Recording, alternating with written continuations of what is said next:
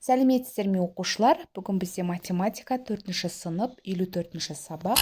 Тақырыбымыз үш таңбалы сандарға көбейту алгоритмі. Бүгінгі сабақта үш таңбалы сандарға көбейтуді орындап үйренетін боламыз. Сабағымызды бастамас бұрын каналымызға жазылуды ұмытпаңыздар. Бірінші тапсырма. Картаға қара. Картада Қазақстан Республикасындағы ЮНЕСКО-ның дүниежүзілік мәдени мұралар тізіміне енген нысандары белгіленген. Осы нысандардың бірі Қожа Ахмет Яссауи кесенесі. Ол қазақ халқының өткен тарихынан сыр шертетін ерекше ескерткіш. Қожа Ахмет Яссауи атауы орналасқан жері Түркістан қаласы, Түркістан облысы. Негізі қаланған уақыт 1396 және 1399 жылдары. ЮНЕСКО-ның тізіміне енгізілген жыл ол 2003 жылы.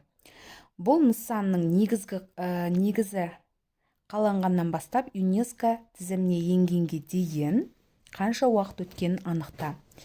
Оны білу үшін біз негізгі қаланған уақытын, яғни 1396 және 99 жылдарды алдық. ЮНЕСКО тізіміне енген жыл 2003 жылы. Өтті қанша жыл? 2003-тен азайтамыз 1396-ны, 607 жыл. Енді баған түрінде азайтайық. 2003-тен 1396-ны азайтамыз. 3-ке 6 жетпейді. 200-ден бір қарыз береміз. 13-тен 6 алсақ 7. 199-дан 9-дан 9 азайтамыз 0. 9-дан 3 азайтамыз 6. Яғни 1 болып қалады, 1-ден 1 0 болады. Жауабы 207 жыл өткен екен.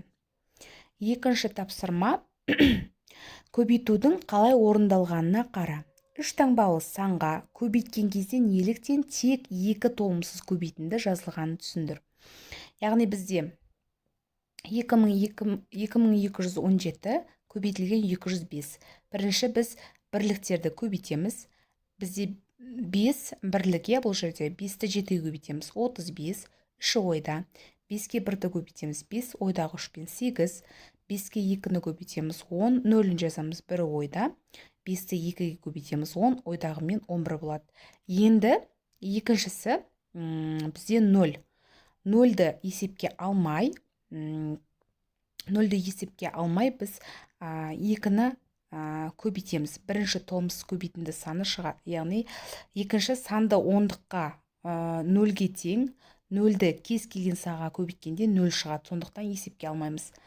2-ні көбейтеміз. 2-ні 7-ге көбейтеміз 14, 1 ойда. 2-ні 1-ге көбейтеміз 2, ойдағы мен 3. 2-ні 2-ге 4, 2-ні 2-ге 4. Енді қосамыз. 5-тің астында ештеңе жоқ.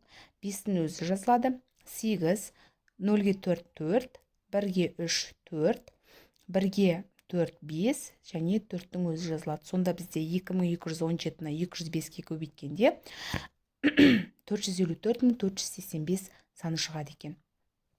Үшінші есеп баған түрінде жаз және есепте. Жаңағы есеп бойынша шығарамыз. Екінші есеп бойынша 1235-ті 201-ге көбейтеміз. Дәл солай бірліктерді көбейтеміз. Бізде 1235 шығады. 0-ді есепке алмаймыз. 0-ді қандай санға көбейтсек те 0 шығады. Екінші жүздікті көбейтеміз. 2 бізде жүздігіміз. Сонда 2470 шығады. 1235-ке 2470-ті қосқанда міне. Сонда бізде 248 мен 235 шаны шығады екен. Яғни 5-тің астында толымсыз, 3-те толымсыз өзі түседі. 2-ге 0, 2, 1-ге 7, 8, 4-тің өзі және 2-дің өзі шығады. Сонда 248 мен 235. Дәл осы түрде қалған есептерді шығарамыз. Төртінші есеп. Берілген сандардан сызба бойынша өрнектер құр және олардың мәнін тап. Бізде міне түстерге қарасаңыздар белгілі.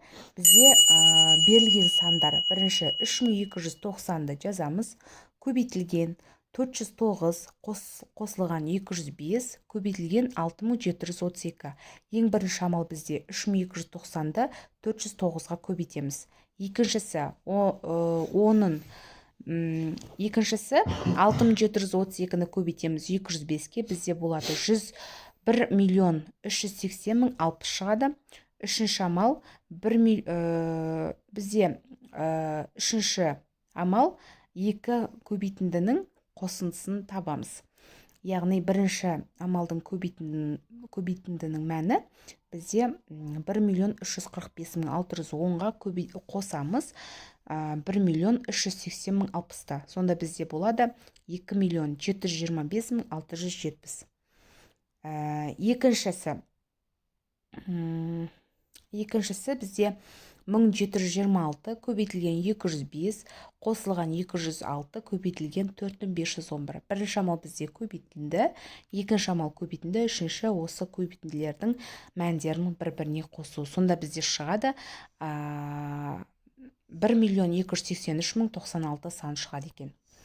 Бесінші есеп. Мәтінді оқы, өрнектердің нені білдіретінін түсіндір. Мектеп жанындағы бақтан 4 тонна 590 килограмм алма және 3 тонна 660 килограмм алмұрт жиналды. Алма әрқайсысына 15 килограммнан сиятын, ал алмұрт әрқайсысына 12 килограммнан сиятын жәшіктерге салынды. Енді бізде алма 4 тонна 590 килограммнан 15 килограммнан қанша екен белгісіз. Алмұрт 3 тонна 660 килограмм 12 килограммнан, бірақ барлығы белгісіз. Енді біз шешуінде 4 тонна 590 килограммды бөлеміз 15-ке, 4590 килограмм бөлеміз 15, 306 жәшік болады. 306 жәшік бұл алма. Екіншісі 3 тонна 660 килограмм бөлеміз 12-ге, 3660 килограммды бөлеміз 12-ге, 305 жәшік бұл алмұрттың жәшігі. Енді үшінші 4 тонна 590 килограмм бөлеміз 15 килограмм қосамыз 3 тонна 660 килограмм бөлеміз 12 килограмм тең болады 306 қосылған 305, 615 барлығы бұл. Төртіншісі 4 тонна 590 килограмм 15 бөлеміз 15 килограмм азайтамыз 3 тонна 660 килограмм бөлеміз 12 килограмм 306 азайтылған 305 бір жәшік артық екен. Жауабы барлығы 611 жәшік жеміс жиналды. Алмұртқа қарағанда бір жәшік алма артық жиналған екен. Алтыншысы. Есептердің шешуін өрнек түрінде жаз, өрнектерді және олардың мәндерін салыстыр. Алматы қаласында Қазақстан Республикасының ұлттық ғылым академиясының ғимараты мәдени ескерткіштер тізіміне енгізілді. Онда бірнеше музей орналасқан, музей кассасында 40.000 билет болды. Оның 8.000-і балаларға, ал қалғаны ересектерге арналған. Балалардың билеті ересектер билетіне қарағанда неше есе кем. Яғни бізде болды 40.000 билет, балалар билеті 8.000 дана, ересектер билеті белгісіз, бірақ 2 есе кем. Енді шешуі 40.000-нан азайтамыз 8.000-ді бізде болады 32.000 ересектер билеті. 32.000 билеттен 8.000-ді бөлгенде 4 есе кем. Яғни өрнегіміз 40.000 азайтылған жақшаның ішінде 8.000 бөлеміз 8.000 тең 4. Балалар билеті ересектер билетіне қарағанда 4 есе кем екен. Алтыншы есептің әсі. Музей қоймасында әлі қойылмаған 40.000 жәдігер бар. Оның 8.000-і үлкен қораптарда, ал қалғаны кішкентай қораптарда сақталған. Кішкентай қораптар әр сөреге 100-ден қойылды. Қораптар неше сөреге қойылды. Яғни бізде болады барлығы 40.000, үлкен қораптарда 8.000, кішкентай қораптарда белгісіз 100-ден әр сөреде белгісіз. 40.000-ді азайтамыз 8.000, 32.000 болады кішкентай.